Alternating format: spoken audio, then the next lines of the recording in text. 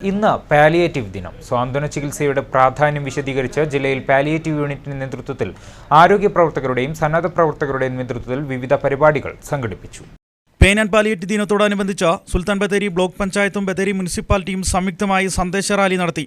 ചീരാറിലെത്തിയ റാലിക്ക് block panchayat president Lata ശശിയും Nenmeni panchayat സ്ഥിരം സമിതി അംഗം കെ രാജഗോപാലും ആശംസകൾ അർപ്പിച്ചു.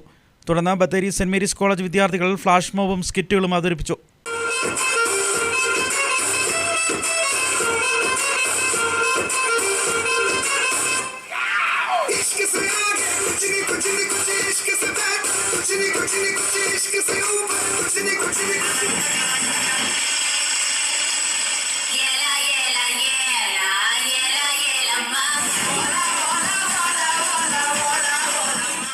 പടിഞ്ഞാറത്തറ പഞ്ചായത്ത് പാലിയേറ്റീവ് സപ്പോർട്ടിംഗ് കമ്മിറ്റിയുടെ നേതൃത്വത്തിൽ കിടപ്പ് രോഗികളുടെയും ബന്ധുക്കളുടെയും സംഗമം സംഘടിപ്പിച്ചു.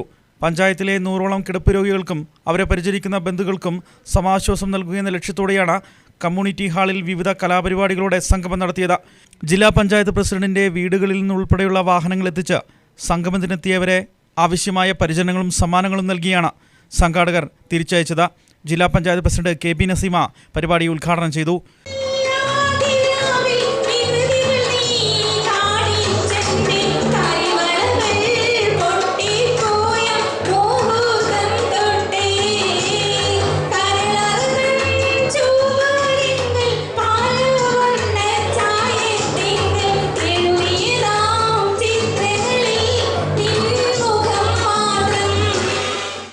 പുൽപ്പള്ളി ഗ്രാമപഞ്ചായത്തിന്റെയും പുൽപ്പള്ളി സാമൂഹ്യാരോഗ്യ കേന്ദ്രത്തിന്റെയും ആരോഗ്യ കേരളം വയനാടിന്റെയും സംയുക്ത ആഭിമുഖ്യത്തിൽ പാലിയേറ്റീവ് ദിനാചരണത്തിന്റെ ഭാഗമായി സന്ദേശ റാലി നടത്തി.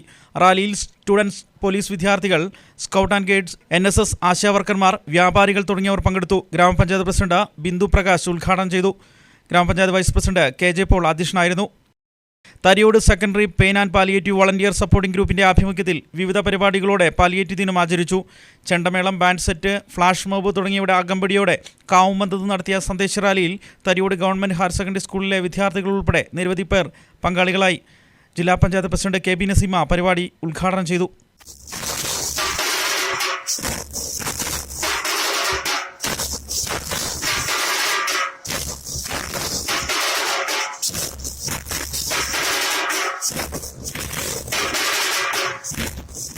നമുക്ക് സമൂഹത്തിലേക്ക് ഒരു സന്ദേശം നൽകുക എന്നുള്ളതാണ് ഇതുകൊണ്ട് ഉദ്ദേശിക്കുന്നത്. നമ്മുടെ വയനാട് ജില്ലയിലുള്ള ഓരോ വീട്ടിലേക്കും പെയിൻ ആൻഡ് പാലിയേറ്റീവിന്റെ സന്ദേശം എത്തിക്കുക എന്നുള്ളതാണ് ഇത്തരത്തിലുള്ള പരിപാടികൾ നടത്തുന്നതിലൂടെ ഇതുമായി ബന്ധപ്പെട്ട് പ്രവർത്തിക്കുന്ന ആളുകൾ ആഗ്രഹിക്കുന്നത്. വയനാട് ജില്ലാ പഞ്ചായത്ത്, ജില്ലാ ആശുപത്രി, മാനന്തവാടി ബ്ലോക്ക് പഞ്ചായത്ത്, മാനന്തവാടി നഗരസഭ secondary level palliative care unit, വ്യാപാരി വ്യവസായികൾ, രാഷ്ട്രീയ സാമൂഹിക സംഘടനകൾ, സ്കൂൾ കോളേജ് വിദ്യാർത്ഥികൾ എന്നിവരുടെ സഹകരണത്തോടെ പാലിയേറ്റീവ് ദിന സന്ദേശയാത്ര സംഘടിപ്പിച്ചു. DMO doctor Renuka flag off ചെയ്തു. പൊതുസമ്മേളനത്തിൽ ഡോക്ടർ ജിതേഷ് ആശംസകൾ അർപ്പിച്ചു. നഗരസഭാ ചെയർപേഴ്സൺ VR പ്രവീജ് അധ്യക്ഷനായിരുന്നു. മാനന്തവാടി MLA OR കേളു ഉദ്ഘാടനം ചെയ്തു. ആ അനുഭവിക്കുന്ന വ്യക്തികൾക്ക് മാത്രമേ മനസ്സിലാവൂ.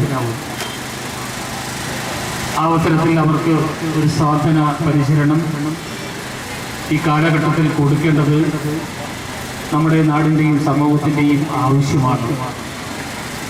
മനുഷ്യ സമൂഹത്തിൽ ഇന്ന് നമ്മൾ ദുഃഖത്തെയും സന്തോഷത്തെയും ഒരേപോലെ സ്വീകരിക്കാൻ ബാധ്യസ്ഥരാണ്. പക്ഷേ പൊതുവെ നമ്മുടെ സമൂഹത്തിൽ കണ്ടുവരുന്നത്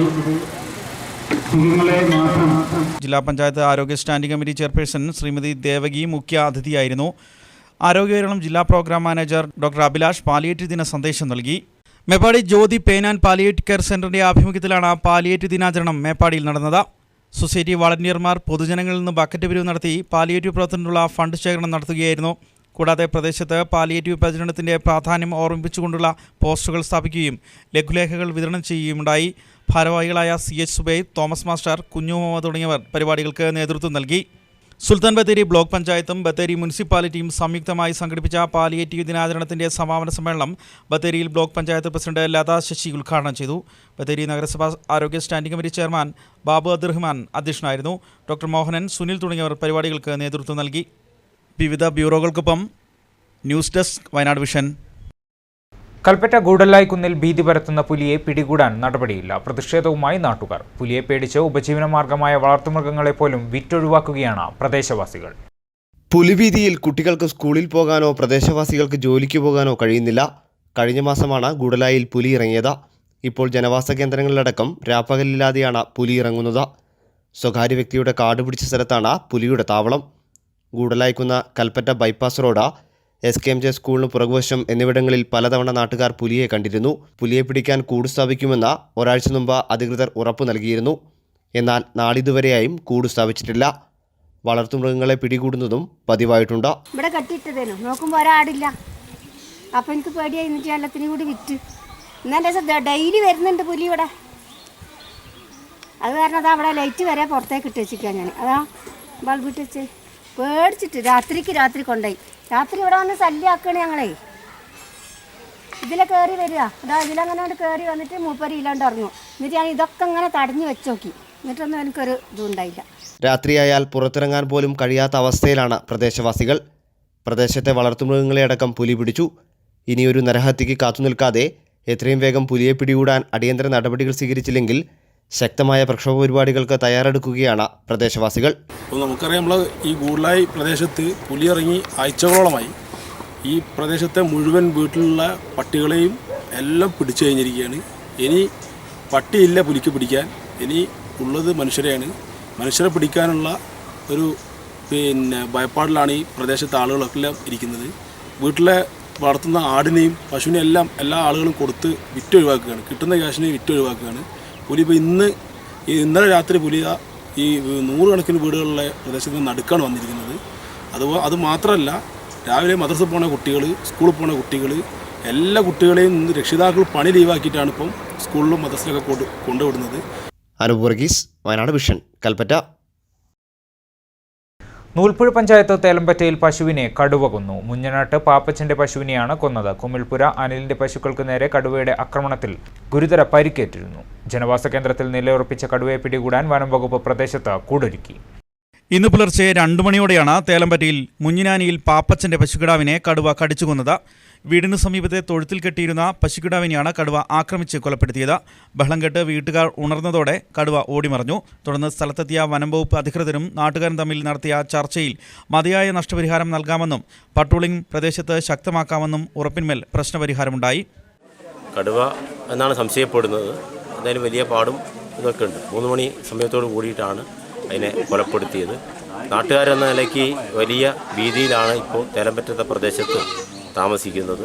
എന്തായാലും ഫോറസ്റ്റ് ഡിപ്പാർട്ട്മെൻറ്റിലെ റേഞ്ചറായി നടത്തിയ ചർച്ചയുടെ ഭാഗമായിട്ട് ഇന്ന് തന്നെ അതിനെ നോക്കാനും ആവശ്യമായ പട്രോളിംഗ് ഏർപ്പെടുത്താമെന്ന് ഉറപ്പ് തന്നിട്ടുണ്ട്. അതിൻ്റെ കോമ്പൻസേഷനെ സംബന്ധിച്ച് ഡോക്ടർ വന്ന് നോക്കിയിട്ടുണ്ട്.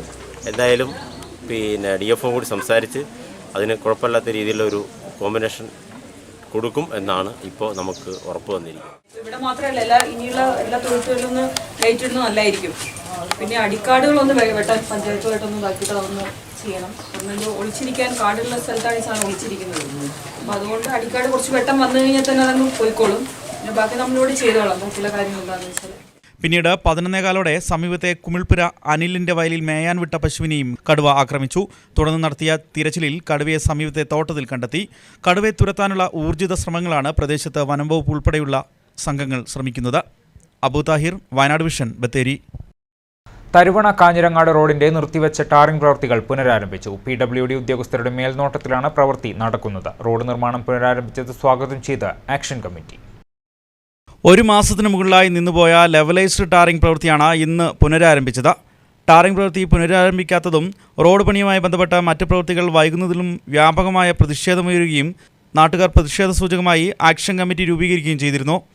2 പഞ്ചായത്തുകളിലെ ആയിരക്കണക്കിന് ആളുകൾ ആക്ഷൻ കമ്മിറ്റിയുടെ പ്രവർത്തനത്തിൽ പൂർണ്ണ പിന്തുണ അർപ്പിച്ച് രംഗത്തെത്തുകയും ചെയ്തതോടുകൂടിയാണ് കടുത്ത സമ്മർദ്ദത്തെ തുടർന്ന് റോഡ് പണി ഇന്ന് പുനരാരംഭിച്ചത്.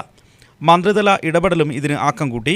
വയനാട് വിഷൻ ന്യൂസ് കഴിഞ്ഞ കുറച്ച് ദിവസമായി ഈ റോഡുമായി ബന്ധപ്പെട്ട വാർത്തകൾ സജീവമായി അധികാരികളുടെ മുന്നിലെത്തിച്ചു. ഇതും ആക്ഷൻ കമ്മിറ്റിയുടെ സജീവമായ ഇടപെടലുമാണ് പണി തുടങ്ങാൻ കാരണമായത്. 6 ദിവസത്തിനുള്ളിൽ കിണറ്റിങ്ങൽ വരെയുള്ള ടാർ പ്രവൃത്തികൾ പൂർത്തീകരിക്കും. കാഞ്ഞങ്ങാട് മുതൽ നടത്തുന്ന പ്രവൃത്തികൾ ഊർജിതമാക്കും. 1 മാസത്തിനുള്ളിൽ റോഡ് പണി പൂർണ്ണമായും തീർക്കുമെന്നാണ് ഇപ്പോൾ അധികൃതരുടെ ഭാഗത്തുനിന്ന് ലഭിക്കുന്ന ഉറപ്പ്. ആക്ഷൻ കമ്മിറ്റി ഭാരവാഹികളുടെ മേൽനോട്ടത്തിലാണ് റോഡ് പണി പുരോഗമിക്കുന്നത്. ആക്ഷൻ കമ്മിറ്റിയും ബന്ധപ്പെട്ട ഉദ്യോഗസ്ഥരുമായി നടന്ന ചർച്ചയുടെ അടിസ്ഥാനത്തിൽ റോഡ് പണി ടാറിംഗ് തുടങ്ങിയിട്ടുണ്ട്. അതിനെ ഞങ്ങൾ സ്വാഗതം ചെയ്യുന്നു. അതേസമയത്ത് കൊളാസ്റ്റിക്കിൻ്റെ ആശുപത്രിയുടെ സമീപത്ത് കാഞ്ഞിരങ്കാട് പണി ഇന്ന് നടക്കുന്നില്ല. അത് കൂടുതൽ ഊർജിതമായി പണി നടക്കണം. ഇല്ല അതിനെതിരായി കൂടുതൽ പ്രക്ഷോഭം സംഘടിപ്പിക്കേണ്ടി വരുമെന്ന് ആക്ഷൻ കമ്മിറ്റിക്ക് വേണ്ടി അറിയിക്കുന്നു. വിജിത്ത്, വയനാട് വിഷൻ, വെള്ളമുണ്ട. ബാവലിയിൽ 30 കിലോ കഞ്ചാവ് പിടിച്ച സംഭവം പ്രതിയെയും വാഹനത്തിന്റെ RC ഉടമസ്ഥനെയും എക്സൈസ് തിരിച്ചറിഞ്ഞു. എക്സൈസ് വാഹന പരിശോധനയ്ക്കിടെ നിർത്താതെ പോയ സ്വിഫ്റ്റ് കാറിനെ പിന്തുടർന്നാണ് എക്സൈസ് എൻഫോഴ്സ്മെന്റ് നാർക്കോട്ടിക് സംഘം കഞ്ചാവ് പിടികൂടിയത്. സംഭവത്തിൽ വാഹനത്തിന്റെ ഉടമസ്ഥനെയും പ്രതിയായ ഭൈരക്കുപ്പ ആനമാളം സ്വദേശിയെയും അറസ്റ്റ് ചെയ്യാൻ നീക്കം ഊർജിതമാക്കിയിട്ടുണ്ടെന്ന് എക്സൈസ് CI ജിമ്മി ജോസഫ് പറഞ്ഞു. മുൻപ് 14 കിലോ കഞ്ചാവ് പിടിച്ച സംഭവത്തിൽ ബാംഗ്ലൂരിലെ പാഴ്സൽ ഓഫീസിലെ CCTV ദൃശ്യം പരിശോധിച്ചാണ് കണ്ണൂരിൽ വെച്ച് പ്രതിയെ അറസ്റ്റ് ചെയ്തത്. എക്സൈസ് ഇന്റലിജൻസ് വിഭാഗവും എക്സൈസ് എൻഫോഴ്സ്മെന്റും അതിർത്തി ചെക്ക് പോസ്റ്റുകളിൽ പരിശോധന കർശനമാക്കിയിട്ടുണ്ട്. മേപ്പാടി കടൂർ അമ്പലക്കുന്നിൽ പ്രവർത്തനം ആരംഭിച്ച സ്വകാര്യ കമ്പനിയുടെ മൊബൈൽ ടവർ പ്രദേശത്തെ 100-ൽ പരം കുടുംബങ്ങളുടെ ഉറക്കം കെടുത്തുന്നു. പ്രദേശവാസികളുടെ പരാതിയെ തുടർന്ന് ഗ്രാമപഞ്ചായത്ത് താൽക്കാലികമായി പ്രവർത്തനം നിർത്താൻ നോട്ടീസ് നൽകിയെങ്കിലും ടവറിനെതിരെയുള്ള പ്രതിഷേധം ശക്തമാവുകയാണ്. ഒരു മാസക്കാലം പ്രവർത്തിച്ച ടവർ ജനുവരി 11 മുതൽ തൽക്കാലത്തേക്ക് നിർത്തിവെച്ചിട്ടുണ്ടെങ്കിലും വീണ്ടും പ്രവർത്തനം ആരംഭിക്കുമോ എന്ന ഭീതിയിലാണ് നാട്ടുകാർ. സ്വകാര്യ വ്യക്തി ലീസിന് നൽകിയ 5 സെന്റ് സ്ഥലത്താണ് ടവർ നിർമ്മിച്ചിരിക്കുന്നത്. 24 മണിക്കൂറും പ്രവർത്തിക്കുന്ന ജനറേറ്ററിൻ്റെ കാതടപ്പിക്കുന്ന ശബ്ദവും പുകയും ജനങ്ങൾക്ക് ബുദ്ധിമുട്ടായപ്പോഴാണ് പ്രതിഷേധം ശക്തമായത്. ജനവാസ കേന്ദ്രത്തിന് നടുവിൽ ടവർ സ്ഥാപിക്കാൻ അനുമതി നൽകിയത് അധികൃതരുടെ അനാസ്ഥയാണെന്ന ആക്ഷേപവും ഉയരുന്നുണ്ട്. 30 വർഷത്തിലധികം എസ്റ്റേറ്റിൽ ജോലി ചെയ്ത് പിരിഞ്ഞ മരക്കാർ എന്ന തൊഴിലാളി വീട് വയ്ക്കാൻ വാങ്ങിയ 5 സെന്റ് സ്ഥലത്തോട് ചേർന്നാണ് ടവർ സ്ഥാപിച്ചിട്ടുള്ളത്. റേഡിയേഷൻ ഭയന്ന് ടവറിന് ചുവട്ടിൽ വീട് നിർമ്മിക്കാനാവുന്നില്ലെന്നും അദ്ദേഹം പറയുന്നു. 30 കൊല്ലം പണിയെടുത്തിട്ട് വാങ്ങിയ സ്ഥലമാണ്. അപ്പോൾ അവിടെ വീട് വെക്കാൻ വയ്യ. അതിൻ്റെ അടുത്താണ് ടവർ വന്നിട്ടില്ല. ആ ടവർ കാരണം ഞങ്ങൾക്ക് വീട് വെക്കാൻ ബുദ്ധിമുട്ടില്ല. അതുകൊണ്ട് എത്രയും പെട്ടെന്ന് എടുത്ത് മാറ്റണം. അതാണ് ഞങ്ങളുടെ ആവശ്യം. ബന്ധപ്പെട്ട വകുപ്പുകളുടെ ആവശ്യമായ അനുമതിയോ ചട്ടങ്ങളോ പാലിച്ചുകൊണ്ടല്ല ടവർ സ്ഥാപിച്ചതെന്നും വിവരാവകാശ രേഖകൾ വ്യക്തമാക്കുന്നു. നിരവധി വീടുകളും ആദിവാസി കോളനികളും ഇതിന് സമീപത്തായുണ്ട്. ക്യാൻസർ അടക്കമുള്ള രോഗബാധിതരുമുണ്ട്. അതിനാൽ ടവർ പ്രദേശത്ത് നിന്ന് നീക്കം ചെയ്യണമെന്നാണ് സ്ത്രീകളടക്കമുള്ള പ്രദേശവാസികൾ ആവശ്യപ്പെടുന്നത്. മാറാരോഗാണ്. എത്ര ക്യാൻസർ ഏരി, എത്ര ബ്ലോക്ക് ഏരി, എത്ര കണ്ണ് കാണാത്തവര്. എൻ്റെ കൂട്ടുകാരത്തിക്ക് കണ്ണ് കാണായിട്ടെന്നത് ഈ സ്ഥലത്തേക്ക് വരാത്തത്. കണ്ണ് കാണില്ല. പിന്നെ അതേമാതിരി ഷുഗർ, പ്രഷർ, എന്തെല്ലാം രോഗം അതിൻ്റെ ഉള്ളിൽ ഇവരിത് കൊടുന്ന് വെക്കുമ്പോൾ ഇവർക്ക് മാത്രം ഇവിടെ ജീവിക്കാൻ പാടുള്ളൂ എന്നുള്ള നിയമം ഇവർ പാസ്സാക്കാൻ പാടില്ല. ഇവിടെ ഈ ജനങ്ങൾക്ക് മുഴുവൻ നാനാജാതിക്കും ഇവിടെ ജീവിക്കണം ഒന്നിച്ച് ഒരുമിച്ചിട്ട്. അവർക്കും എല്ലാവർക്കും ബുദ്ധിമുട്ട്, ഞങ്ങൾക്ക് എല്ലാവർക്കും ബുദ്ധിമുട്ട് തന്നെയാണിത്. വളരെ പ്രയാസപ്പെട്ടാണ് ഞങ്ങൾ ഇത്രയും ഇവിടം വരെ എത്തിയത്. കാരണം ഇത് ഞങ്ങൾ അന്വേഷിച്ച് നോക്കുമ്പോൾ ഒരു സ്ഥലത്തും പഞ്ചായത്തിനോട് ചോദിക്കുമ്പോൾ പഞ്ചായത്ത് പറയും ഞങ്ങൾ അറിയില്ല. അങ്ങനെ പല അധികാരികളെത്തും പോയിട്ട് അവരാരും ഇത് അറിയില്ല എന്നാണ് പറയുന്നത്. പിന്നെ ഇത് എങ്ങനെ ഇത് വന്നൊന്നും ഞങ്ങൾക്കറിയില്ല. അതുകൊണ്ട് ഇത് എത്രയും പെട്ടെന്ന് ഇവിടുന്ന് എടുത്തു കളിയാണ് ഞങ്ങൾ ആവശ്യം. മേപ്പാടി 14-ാം വാർഡിലാണ് ടവർ സ്ഥാപിച്ചിരിക്കുന്നത്. ഇതിനെതിരെ പ്രതിഷേധം ശക്തമാക്കാനാണ് പ്രദേശവാസികളുടെ തീരുമാനം. CK ചന്ദ്രൻ, വയനാട് വിഷൻ, മേപ്പാടി. ഹിന്ദു വിശ്വാസത്തെ തകർക്കാനാണ് പിണറായി ശ്രമിക്കുന്നതെങ്കിൽ കമ്മ്യൂണിസ്റ്റ് പാർട്ടിയുടെ അവസാന തുരുത്തായ കേരളത്തിലെ CPM തീച്ചുളയിൽ ഭസ്മീകരിക്കപ്പെടുമെന്ന് ഹിന്ദു ഐക്യവേദി കോഴിക്കോട് ജില്ലാ സെക്രട്ടറി രാജേഷ് നാദാപുരം. ശബരി കർമ്മസമിതി സംഘടിപ്പിച്ച മകരജ്യോതി തെളിയിച്ച ശേഷം മാനന്തവാടിയിൽ നടത്തിയ പൊതുസമ്മേളനത്തിൽ സംസാരിക്കുകയായിരുന്നു അദ്ദേഹം. ആർപ്പോ വിളികൾ ആഘോഷ സമയങ്ങളിലാണ് വിളിക്കേണ്ടത്, അല്ലാതെ സ്ത്രീയുടെ മാനത്തെ വെല്ലുവിളിച്ചു കൊണ്ടാവരുതെന്നും രാജേഷ് പറഞ്ഞു. യുവതികളായ ഹിന്ദു സ്ത്രീകൾ ആർത്തവ സമയത്ത് അമ്പലത്തിൽ പോകാറില്ല. അഥവാ അവൾ അമ്പലത്തിൽ പോയാലും അവൾക്ക് ആർത്തവമുണ്ടോ എന്ന് കണ്ടുപിടിക്കുവാൻ ഹിന്ദുക്കളുടെ കയ്യിൽ യാതൊരു യന്ത്രവും ഇല്ലാതിരുന്നിട്ടും ഈ ആചാരത്തെ ഹിന്ദു സ്ത്രീകൾ ലംഘിച്ചിട്ടില്ല. 1000 മുറികളുള്ളൊരു മ്യൂസിയം, അതിലെ 999 മുറികളിലും നിങ്ങൾ കയറിക്കോളൂ എന്ന് പറഞ്ഞു. ഒരു മുറിയുടെ പുറത്തൊരു ബോർഡ്, പ്രവേശനമില്ല. 2 തരത്തിൽ നമുക്ക് ചിന്തിക്കാം. ഒന്ന്, 999 മുറികളിലും എന്നെ കയറ്റി, ഒരു മുറിയിൽ എന്നോട് കയറണ്ട എന്ന് പറഞ്ഞെങ്കിൽ അതിനെന്തെങ്കിലും ഒരു കാരണമുണ്ടാകും. അതാണ് ഒന്നാമത്തെ ചിന്ത. ഗാന്ധി പാർക്കിൽ നടന്ന മകരജ്യോതി തെളിയിക്കൽ മാനന്തവാടി മാതാ അമൃതാനന്ദമയി മഠം മഠാധിപതി സ്വാമി അക്ഷയാമൃത ചൈതന്യ ഉദ്ഘാടനം ചെയ്തു. പൊതുസമ്മേളനത്തിൽ EK ഗോപി അധ്യക്ഷത വഹിച്ചു. ഡോക്ടർ P നാരായണൻ നായർ, അയ്യപ്പ കർമ്മസമിതി ജില്ലാ president Suresh, Santhosh G Nair, PK Devadas തുടങ്ങിയവർ സംസാരിച്ചു. Bathery saint Mary's Orthodox cathedral തീർത്ഥാടന കേന്ദ്രത്തിലെ ഓർമ്മ പെരുന്നാളിനോടനുബന്ധിച്ച് പൊതുസമ്മേളനവും സ്വാന്തന ചാരിറ്റി വിതരണവും നടത്തി. കത്തീഡ്രൽ ദേവാലയത്തിൽ നടന്ന ചടങ്ങിൽ പരിപാടി സംസ്ഥാന ഗതാഗത വകുപ്പ് മന്ത്രി AK ശശീന്ദ്രൻ ഉദ്ഘാടനം ചെയ്തു. ഡോക്ടർ എബ്രഹാം മാർ എപ്പിഫാനിയോസ് മെത്രാപ്പൊലിത്ത അധ്യക്ഷനായിരുന്നു. വയനാട് വന്യജീവി സങ്കേതത്തിന്റെ നേതൃത്വത്തിൽ നടത്തിയ സർവേയിൽ കഴുകന്മാരും മൂങ്ങകളും ഉൾപ്പെടെ 32 ഇനം ഇരപിടിയൻ പക്ഷിവർഗത്തെ കണ്ടെത്തി. വന്യജീവി സങ്കേതം south Wayanad division, north Wayanad division എന്നിവിടങ്ങളിലായി 16 ബേസ് ക്യാമ്പുകളിലാണ് 3 ദിവസത്തെ സർവേ നടത്തിയത്. വയനാട് വന്യജീവി സങ്കേതത്തിന്റെ നേതൃത്വത്തിൽ നടന്ന 3 ദിവസത്തെ പരുന്ത് സർവേയിലാണ് കഴുകന്മാരുൾപ്പെടെ 32 ഇനം ഇരപിടിയൻ പക്ഷിവർഗത്തെ കണ്ടെത്തിയത്. ചുട്ടിക്കഴുകൻ, കാതില കഴുകൻ, ഹിമാലയൻ കഴുകൻ, ഇന്ത്യൻ കഴുകൻ ഉൾപ്പെടെ പരുന്തുവർഗത്തിൽപ്പെട്ട 220 പക്ഷികളെയാണ് സർവേയിൽ കണ്ടെത്തിയത്. ഇതിൽ 5 ഇനം മൂങ്ങകളും ഉൾപ്പെടും. സർവേയിൽ മുത്തങ്ങ റേഞ്ചിലെ കാക്കപ്പാടത്ത് ഇന്ത്യൻ കഴുകനെയും കണ്ടെത്തി. 5 വർഷത്തിനു ശേഷമാണ് സങ്കേതത്തിൽ ഇന്ത്യൻ കഴുകനെ കാണുന്നത്. കേരളത്തിൻ്റെ വിവിധ ഭാഗങ്ങളിൽ നിന്നും പുറത്തുനിന്നുമുള്ള പക്ഷി നിരീക്ഷകരും Pookode centre for wildlife studies, Mannuthy കാർഷിക സർവകലാശാല എന്നിവിടങ്ങളിൽ നിന്നുള്ള വിദ്യാർത്ഥികളും ഉൾപ്പെടെ 64 പേരാണ് സർവേയിൽ പങ്കെടുത്തത്. സർവേക്ക് വന്യജീവി സങ്കേതം മേധാവി NT Sajan, assistant deputy forest conservator Ramesh Bishnoi, ACF Ranjith K Raman, Bathery assistant wild life warden Ramya Raghavan, wild life assistant Rahul Raveendran, conservation biologist Vishnu Omanakuttan തുടങ്ങിയവരും സർവേക്ക് നേതൃത്വം നൽകി. അപ്പോൾ കുട്ടികൾക്ക് കൂടുതൽ പ്രാധാന്യം കൊടുത്തുകൊണ്ട് പുതിയ തലമുറയെ വാർത്ത എടുത്ത് കൊണ്ടുവരാൻ വേണ്ടിയും കൂടി അതിൻ്റെ ഭാഗമായിട്ട് കൂടി ഈ ഒരു സർവേ നമ്മൾ വിഭാവനം ചെയ്തിട്ടുണ്ട്. അത് വളരെ സക്സസ് ആയിട്ടാണ് അത് കണ്ടിട്ടുള്ളത്.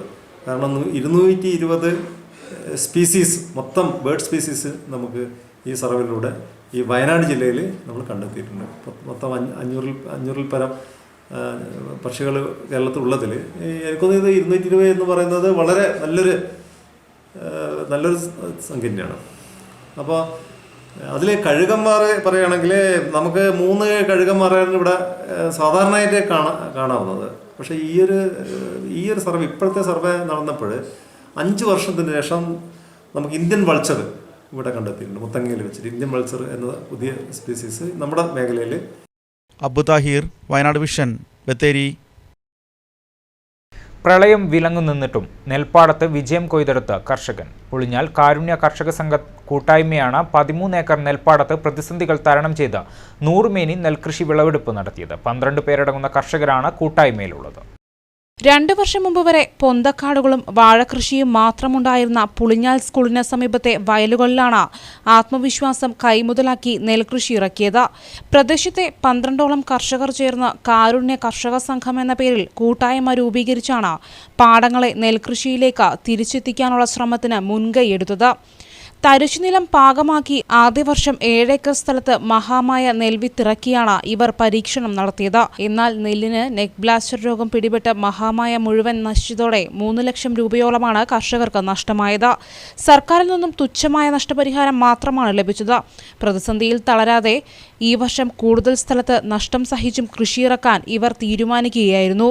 എന്നാൽ മഹാപ്രളയത്തിൽ പാടം മുഴുവൻ വെള്ളം കെട്ടിനിന്നതോടെ നാട്ടുകൃഷി നടത്താൻ ഇവർക്കായില്ല. തുടർന്ന് വെള്ളം വറ്റിയ ശേഷം നെൽവിത്ത് വിതച്ചാണ് ഈ വർഷം 13 ഏക്കർ പാടത്ത് നെല്ല് വിളയിച്ചത്.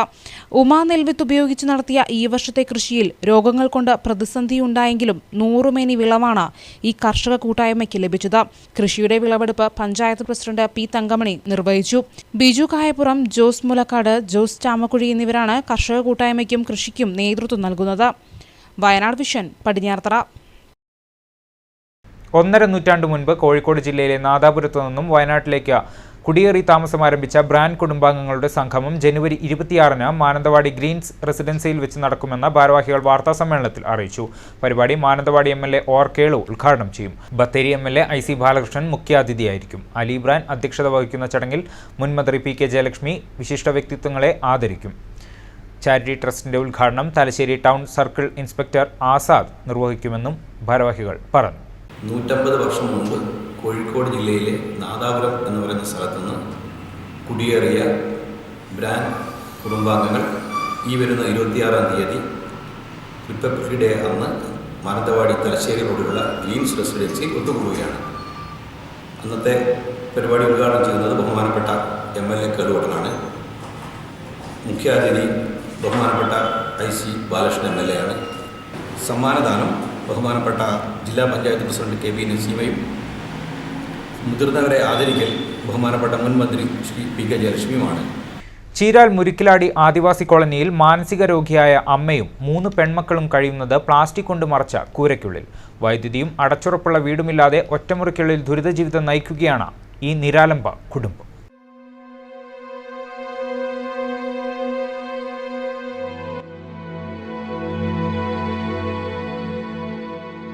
ആദിവാസികളിലെ ഊരാളി വിഭാഗത്തിൽപ്പെട്ട അമ്മ മാരിയും മക്കളായ സിന്ധു, ഇന്ദു, അശ്വതി എന്നിവരാണ് പ്ലാസ്റ്റിക് മറച്ച ഈ കുടിലിനുള്ളിൽ കഴിയുന്നത്.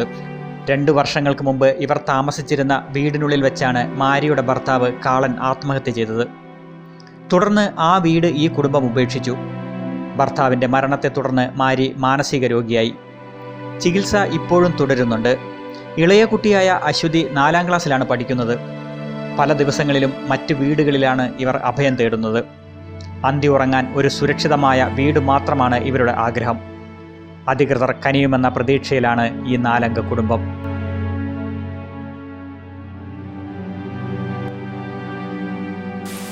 ഞങ്ങൾ 4 പെൺമക്കളായിരുന്നു. അതിൽ ഒരാളെ കെട്ടിച്ചു വിട്ടു. 3 പെൺമക്കളുണ്ട്. അമ്മേനെ മാനസിക രോഗമാണ്. എങ്ങനെയെങ്കിലും ഒരു വീട് കിട്ടുന്നു നമുക്ക്. വീട് കറണ്ട് ഉണ്ടോ? കറണ്ടില്ല. കറണ്ടും ഇല്ല, വീടും ഇല്ല അല്ലേ? രണ്ടും ഇല്ല. മഴയൊക്കെ പെയ്താലോ വീട്ടിൽ താമസിക്കുമ്പോൾ? അതിൻ്റെ ഉള്ളിൽ നിൽക്കണം.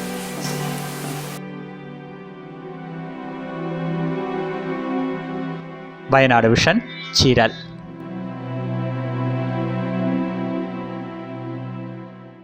ദേശീയപാത നവീകരണത്തിന്റെ ഭാഗമായി ഹൗസിംഗ് കോളനിയിലേക്കുള്ള റോഡ് ഇടിച്ചിറക്കിയത് വാഹനയാത്രക്കാർക്കും കാൽനടയാത്രക്കാർക്കും അപകടക്കെണിയൊരുക്കുന്നു. ബത്തേരി കോട്ടക്കുന്ന് ശാന്തിനഗർ കോളനിയിലേക്കുള്ള റോഡാണ് മാസങ്ങളായി ദേശീയപാത നവീകരണത്തിന്റെ ഭാഗമായി പൊളിച്ചിട്ടിരിക്കുന്നത്. 57 കുടുംബങ്ങൾ ബത്തേരി ടൗണിലേക്ക് എത്തുന്നതിന് ആശ്രയിക്കുന്ന റോഡാണ് ദേശീയപാത വീതി കൂട്ടി നവീകരിക്കുന്നതിന്റെ ഭാഗമായി പൊളിച്ചത്. ഇതോടെ ഇതുവഴിയുള്ള വാഹനയാത്രയും കാൽനടയാത്രയും ദുഷ്കരമായി മാറി.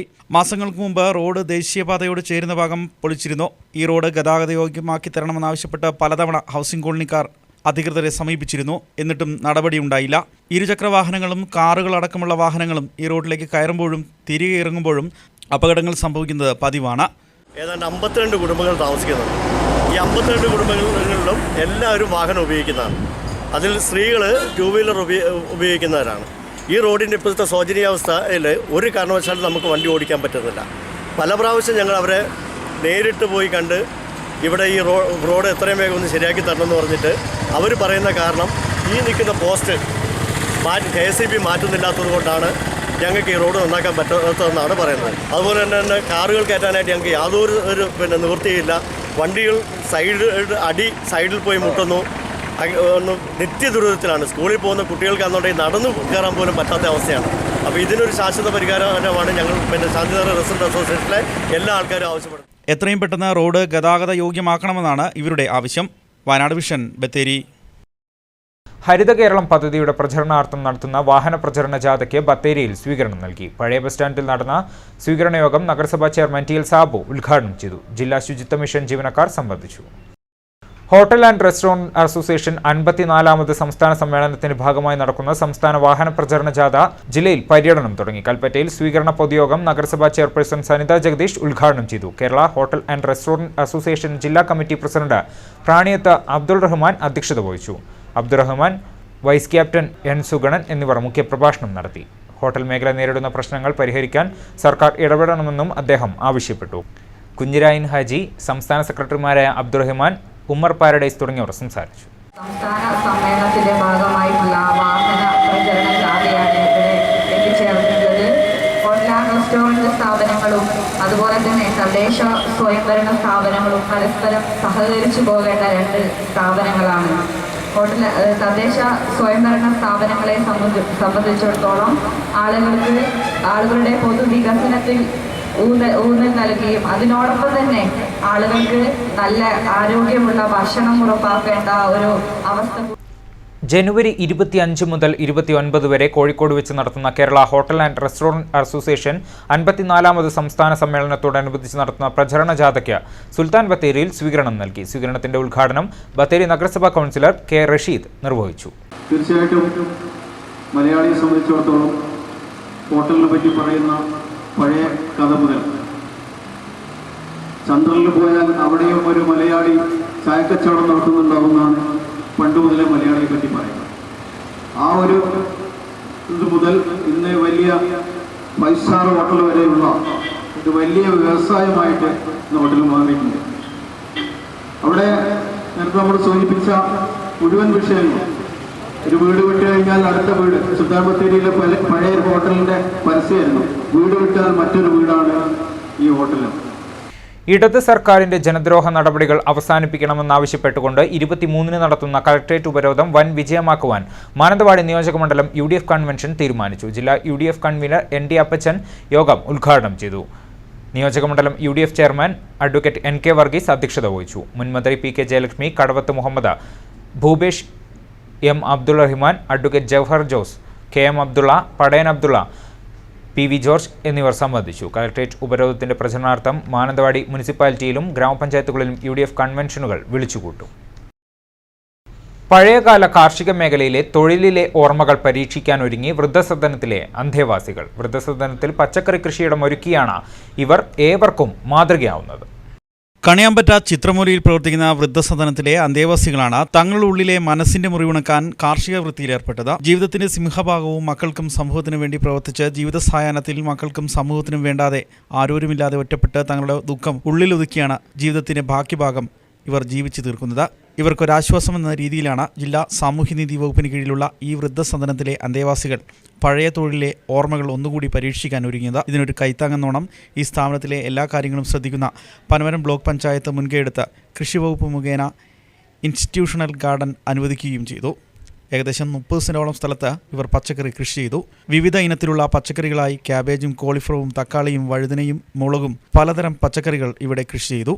തങ്ങളുടെ ഉള്ളിലുള്ള ദുഃഖങ്ങൾ മറക്കാൻ ഇത്തരത്തിലുള്ള കൃഷിരീതികൾ തങ്ങൾക്ക് കരുത്തു പകരട്ടെ എന്നാണ് അന്തേവാസികളുടെ പ്രതീക്ഷ. ചേർന്നതായ വൃദ്ധമന്ദിരം സർക്കാർ വക ഞങ്ങൾക്ക് എല്ലാ വക സഹായങ്ങളും പ്രചോദനവും തന്ന് ഇത് ചെയ്തോളാൻ ഞങ്ങൾക്ക് അനുവാദം തന്ന് ഞങ്ങളെല്ലാം ഉത്സാഹത്തോടെ മുൻപന്തിയിലേക്ക് വന്നു. ഞങ്ങളാൽ കഴിയുന്ന പ്രകാരവും സൂപ്രണ്ടിൻ്റെയും മാനേജറുടെ ജംഷീർ സാറിൻ്റെയും നിർദ്ദേശപ്രകാരമെല്ലാം ഞങ്ങൾ അത്യുത്സാഹത്തോടെ ഇത്രയേടെ പ്രവർത്തിച്ച് ഞങ്ങളെല്ലാം ഒരൊറ്റ മനയായിട്ട് ഒരു കെട്ടായിട്ട് നിന്ന് പ്രവർത്തിച്ചതിൻ്റെ ഫലമായിട്ട് ഇത്രയേടെ എത്തി. ഇനിയും ദൈവം സഹായിച്ചാൽ ഞങ്ങൾ ഒട്ടും മുന്നോട്ട് പോകാത്ത എന്തെല്ലാം കൃഷികളാണ് ഇപ്പോൾ ചെയ്തിട്ടുള്ളത്? പച്ചക്കറി കൃഷി എന്ന് പറയുന്ന പാവല്, പയറ്, ചീനി, തക്കാളി, അതെ, ബീട്രൂട്ട്, കാറ്റ്.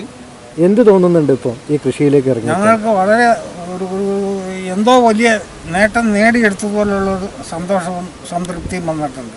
പ്രദീപ് പ്രയാഗ്, വയനാട് വിഷൻ, കമ്പളക്കാട്.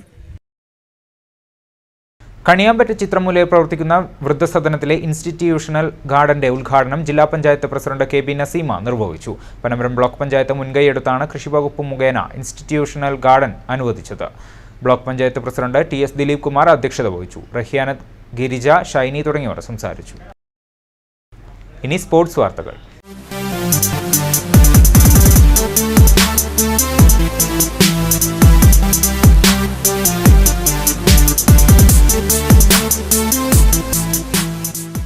കൃഷ്ണഗിരിയിൽ നടക്കുന്ന രഞ്ജി ട്രോഫി മത്സരത്തിൽ ആദ്യ ദിനത്തിൽ കേരളം 9 വിക്കറ്റിന് 186 റൺസ് നേടി. ഗുജറാത്ത് 4 വിക്കറ്റ് നഷ്ടത്തിൽ 97 റൺസും നേടി. സഞ്ജു വി സാംസണിന്റെ പരിക്ക് കേരളത്തിന്റെ പ്രതീക്ഷകൾക്ക് മങ്ങലേൽപ്പിച്ചു. കേരളത്തിനെ വിറപ്പിച്ചത് ഗുജറാത്തിന്റെ ഗജ. വയനാട് കൃഷ്ണഗിരിയിൽ നടക്കുന്ന രഞ്ജി ട്രോഫി ക്രിക്കറ്റ് ആദ്യ ദിനം പൂർത്തിയായപ്പോൾ കേരളം 185 റൺസിൽ എല്ലാവരും പുറത്ത്. മറുപടി ബാറ്റിംഗിനിറങ്ങിയ ഗുജറാത്ത് 4 വിക്കറ്റ് നഷ്ടത്തിൽ 97 റൺസ് നേടി. കേരളത്തിൻ്റെ ബേസിൽ തമ്പി, സന്ദീപ് എസ് വാര്യർ എന്നിവർ 2 വിക്കറ്റ് വീതവും ഗുജറാത്തിന് വേണ്ടി CT ഗജ 4 വിക്കറ്റ് നേടി.